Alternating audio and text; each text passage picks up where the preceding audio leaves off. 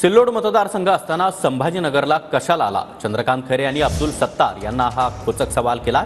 अब्दुल सत्तार यांनी सिल्लोडमधील लोक आणली होती असं देखील चंद्रकांत खैरे म्हणाले। सत्तारांनी संभाजीनगरमध्ये उर्दूत बॅनर लावले। उर्दूमध्ये बॅनर लावल्याचं भाजपला कळलं नाही का असा सवाल देखील खैरेंनी केला।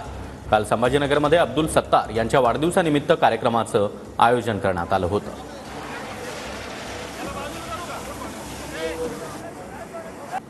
मी या ठिकाणी सांगतो की जे काल पालकमंत्र्यांनी त्यांना मंत्रिपद मिळालं नाही म्हणून त्यांनी सगळे सोयगाव सिल्लोडमध्ये लोक आणले होते। आपल्या शहरातले कोण नाही गेले।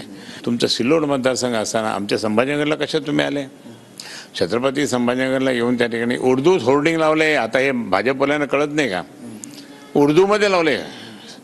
जे तथाकथित हिंदुत्ववादी म्हणतात ना स्वतःला, त्यांना मी म्हणतो की आता ह्या शहरामध्ये कमीत कमी 51 होर्डिंग उर्दूमध्ये लावले यांनी। त्यांचा एकट्याचा फोटो याचा सत्ताराचा आणि बाकी नाही। मग हे यांना कसं गोड लागलं?